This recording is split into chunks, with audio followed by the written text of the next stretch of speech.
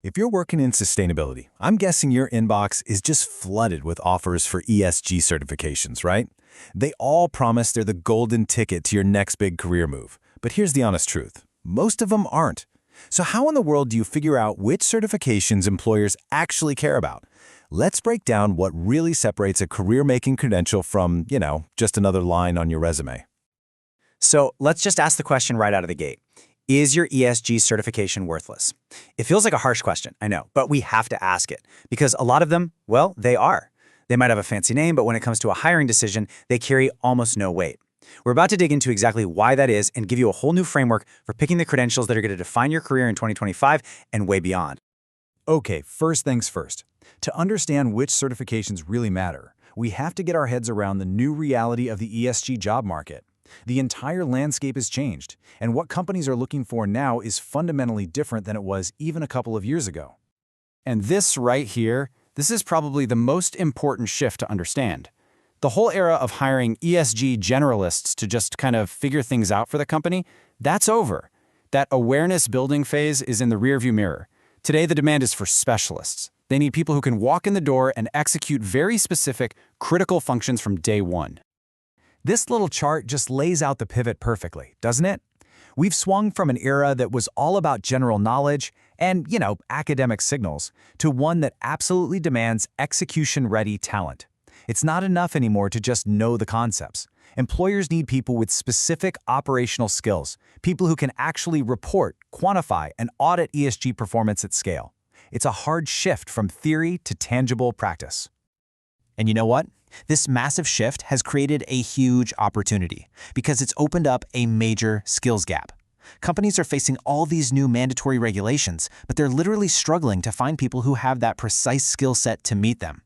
And this is exactly where the right certification can transform you into an incredibly valuable must-hire candidate. So what are these skills that employers are so desperate for? Well, it really all boils down to 4 key priorities. If a certification you're looking at lines up with one of these big 4, it's got a high ROI. If it doesn't, it's probably just noise. And here they are. These are the 4 pillars of a high-value ESG pro today: reporting credibility, climate risk integration, carbon accounting accuracy, and supply chain execution. And look, these aren't just buzzwords. These are the core business pressures that companies are wrestling with right now. So let's break them down, one by one. First up, reporting credibility.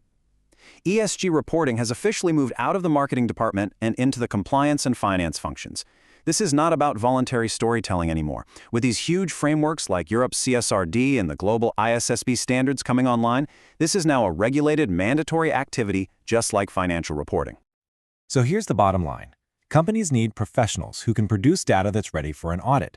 They need people who get internal controls, who can stitch this new non-financial data together with the traditional financial reporting.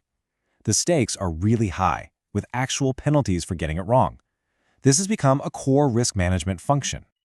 Okay, the second pillar builds right on top of that one: climate risk integration. This is not a niche concern for scientists anymore.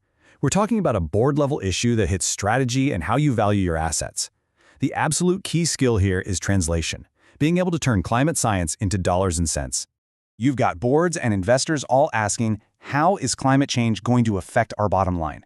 Regulators are making banks run climate stress tests. This means that the skill of bridging climate models with financial strategy is incredibly rare and super valuable, whether you're in finance, consulting, or working inside a company. Our third priority is carbon accounting accuracy. I want you to think of this as the absolute bedrock of any credible climate strategy. When a company makes a big net zero pledge, this is the skill that proves they're actually serious. It's the hardcore technical ability to measure and report emissions across their whole value chain. And employers desperately need this skill because everyone, regulators, investors, the public, is getting extremely skeptical of fuzzy math and unsubstantiated claims. A company's emissions numbers have to be rock solid, enough to stand up to an audit. Without accurate carbon accounting, a net zero promise is really just a press release. And our fourth and final priority is supply chain execution. This has quickly become one of the most difficult and, because of that, one of the most valuable skill areas in all of ESG. And why is that? It's because the supply chain is where all the nice theories crash into the messy, complicated reality of global operations. New regulations and market pressure are forcing companies to account for impacts that happen way outside their own factory walls. And doing that requires this really unique blend of ESG knowledge and serious operational skill. We're talking procurement, logistics, and managing risk across a web that might have thousands of suppliers. It's a huge challenge. Okay, so we've got the 4 pillars that truly matter. Now the real question is, how do you use them to build a professional profile that gets you hired? The key here is to be strategic, not just a collector of random credentials. You know, the smartest move isn't to start from scratch. It's to build on the expertise you already have. So, for example, if you're a finance pro, you add a climate risk certification to your toolkit. If you're an engineer, you layer on carbon accounting. A consultant might stack credentials in reporting and strategy. See what's happening? You're complementing what you already do really, really well. And this is the payoff. When you choose your credentials strategically like this, your whole profile becomes intentional and so much more powerful. It tells a really clear story. You're no longer just someone interested in sustainability. You are the finance expert who masters climate risk, or you're the operations leader who can actually execute a decarbonization plan. Now, if you want to take this one step further, the profiles that are most in demand right now combine at least 2 of these pillars. And it makes sense, right? ESG challenges don't live in a neat little box. A professional who's skilled in both ESG reporting and carbon accounting? Wow, that's incredibly valuable because that's how businesses actually operate. That combination solves real, complex problems. So, what's the actual tangible career payoff for taking this strategic approach? Well, in a nutshell, it's all about becoming a trusted, low-risk hire that companies are eager to snap up. The very best certifications act as what we can call trust accelerators. Just think about it from a hiring manager's point of view for a second. Bringing somebody new into a high-stakes job like ESG reporting is a risk. A relevant, specific certification is a powerful signal that you can be trusted with that responsibility, which immediately lowers their perceived risk in hiring you.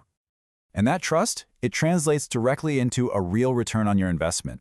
It means shorter hiring cycles. It gives you much stronger negotiating power when you're talking salary. It opens up doors to more senior, higher impact roles.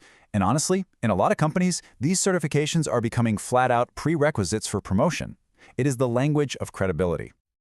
So I'll leave you with this one question to guide your next move. In a world where sustainability is now a business-critical function, clarity and focus beat quantity every single time. So ask yourself, are you investing in real credibility, or are you just collecting credentials?